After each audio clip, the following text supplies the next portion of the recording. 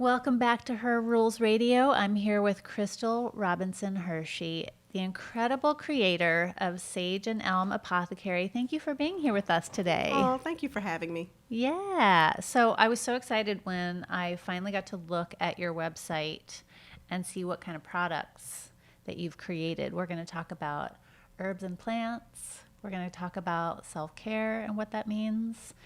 But I want to go back to you starting to create your first concoctions and potions and magical elixirs. How did this begin?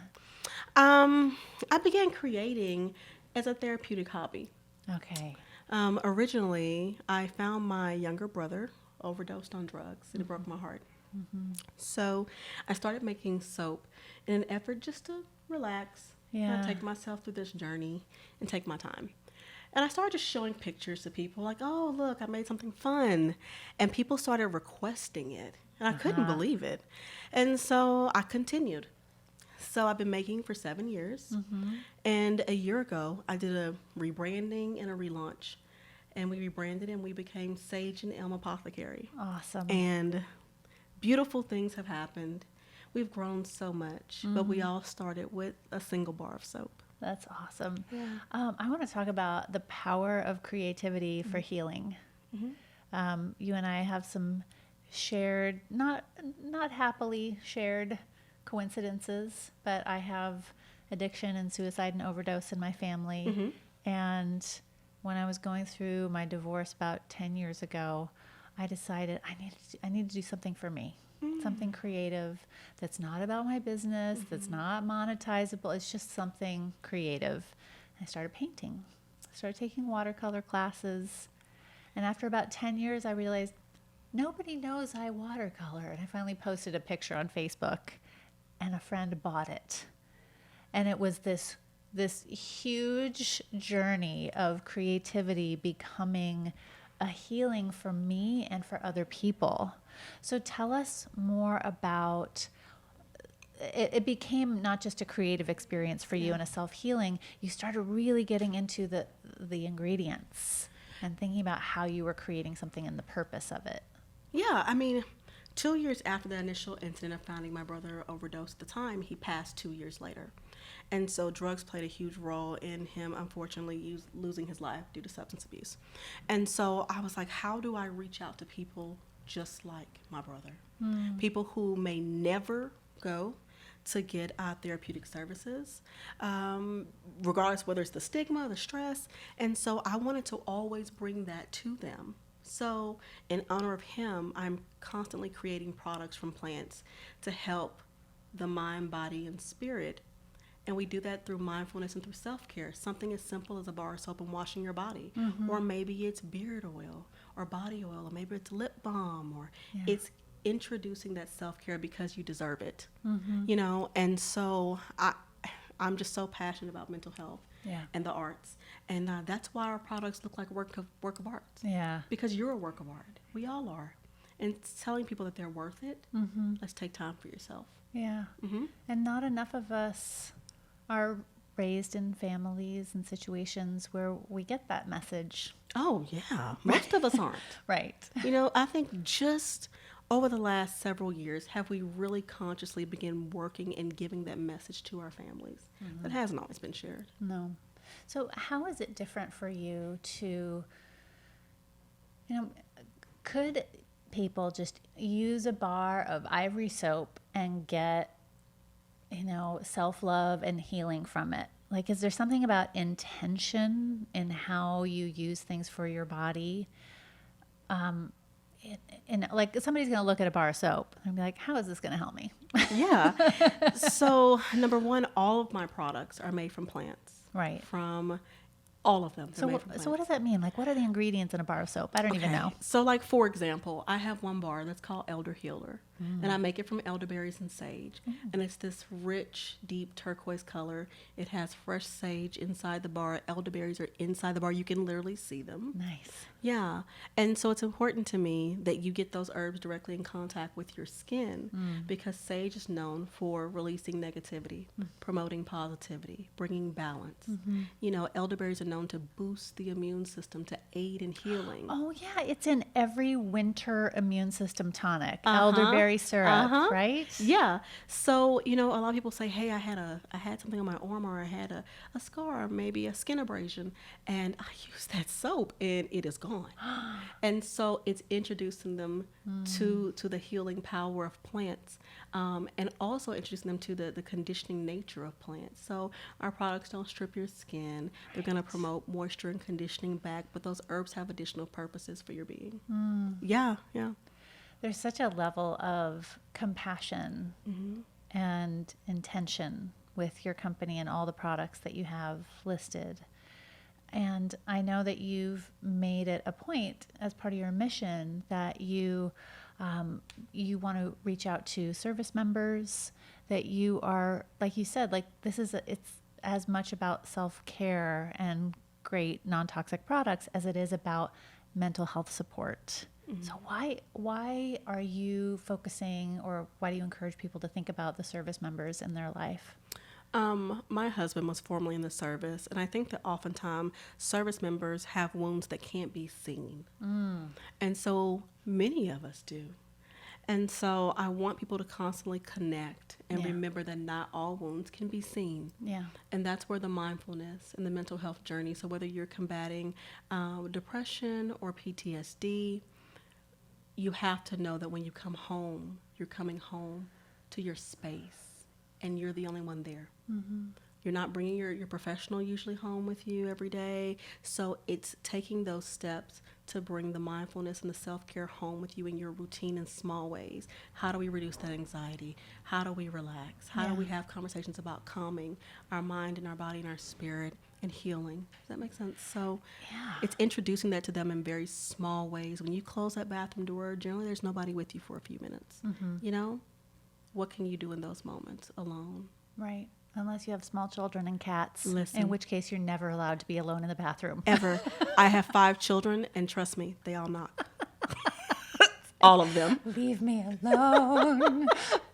So that's interesting. You know, I'm just thinking about the simple act of choosing a product created by people who are intending for this to be a healing ritual with beautiful, luscious, healing ingredients, and just like believing that we are worth love and health and quiet, and that, like you said, like a simple bar of soap can bring that into your life, into your day. Yeah. Rather than trying to like rush through a shower. Oh, no, right? no. You know, I have a beautiful bar called Pluck Me, and it's covered. I love that name. Pluck Me.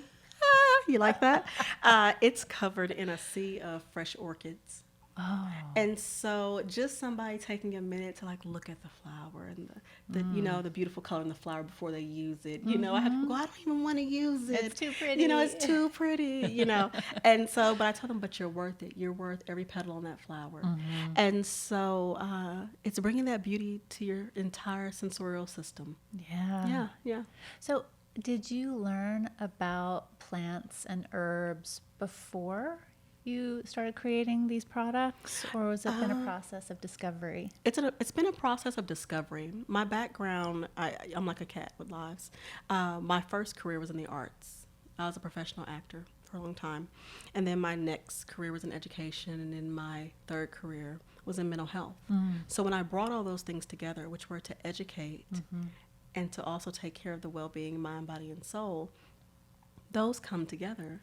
So it was a journey of discovery, but it was creating those products with my hands. My great-grandmother used to make beautiful products, and she and I were best friends. And we talk all the time, and in her kitchen, she would grow mushrooms under her kitchen cabinet.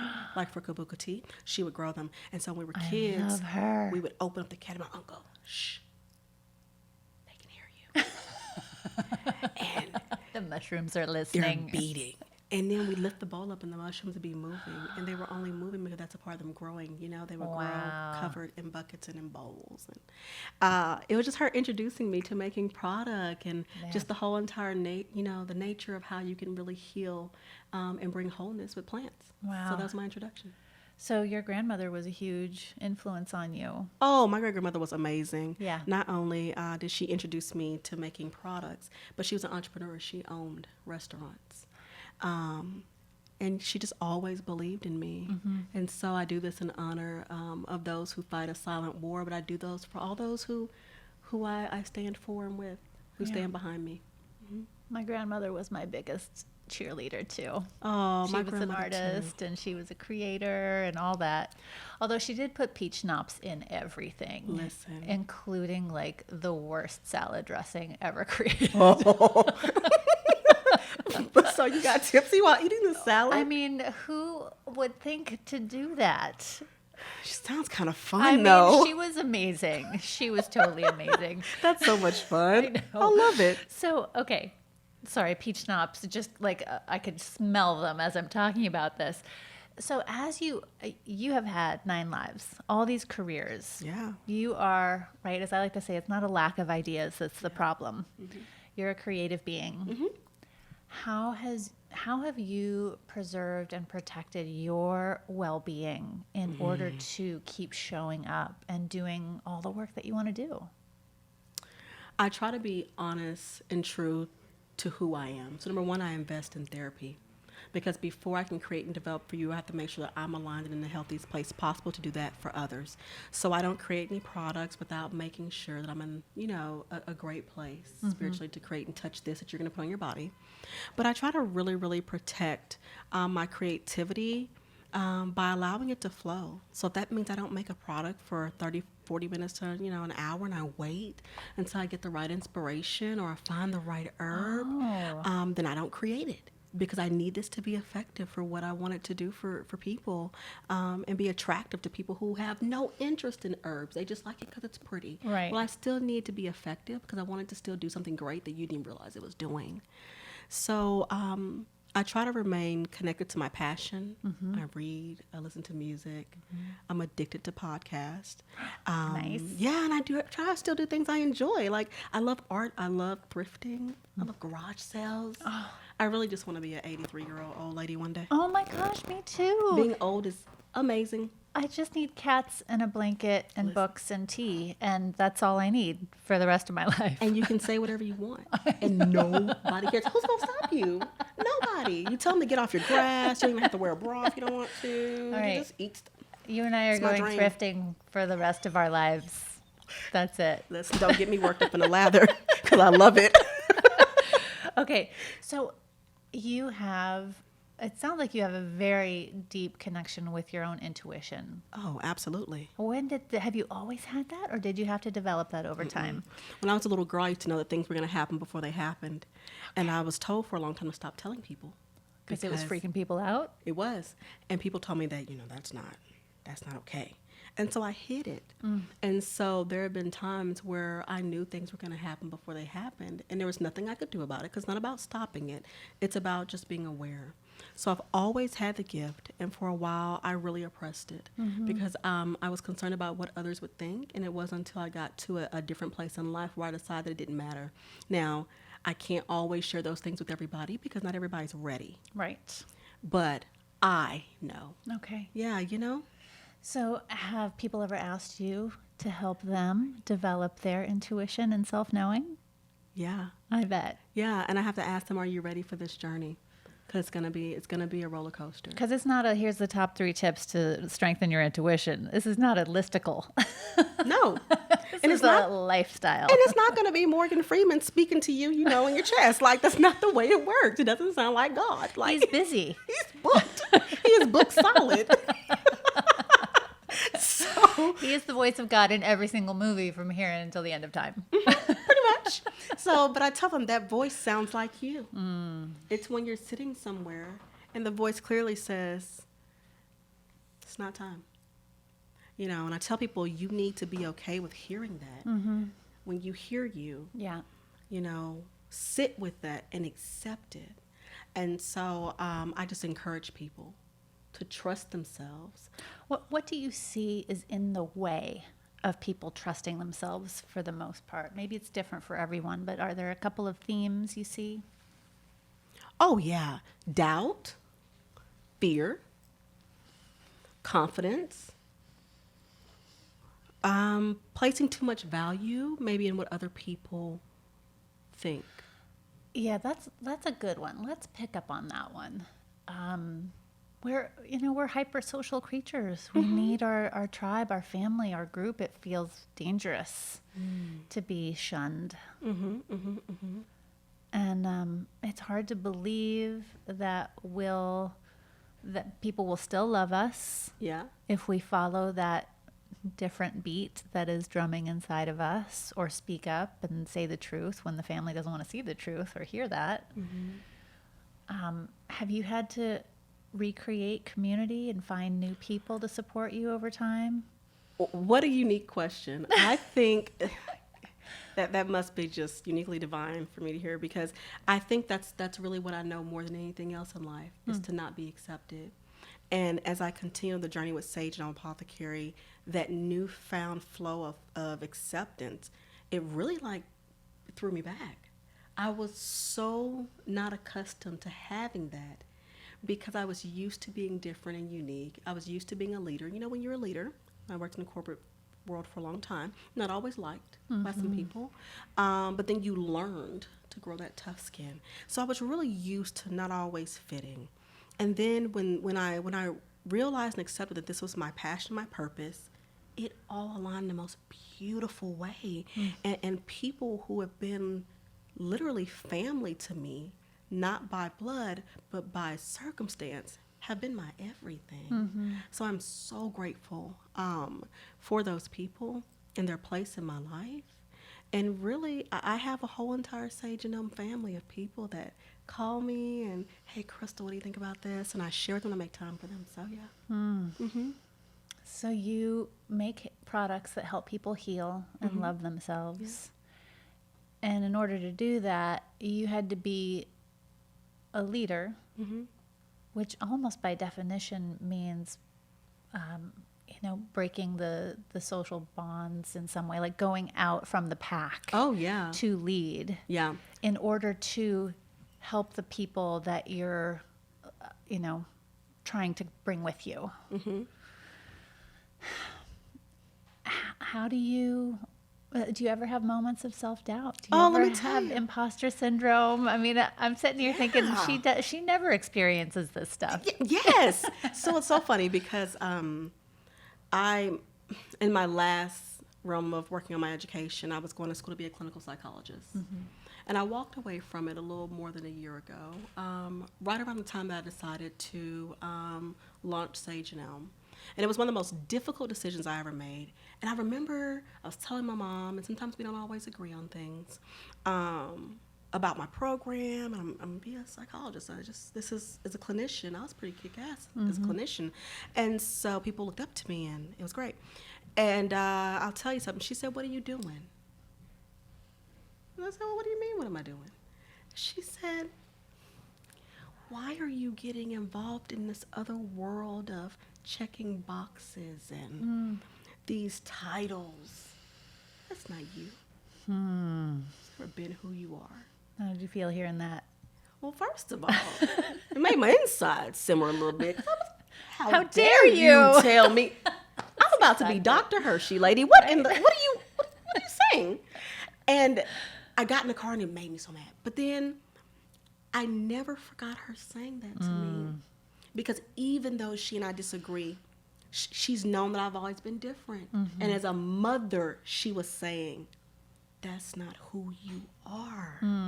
As great of a doctor as I would have been, that wasn't my calling in that realm at that time.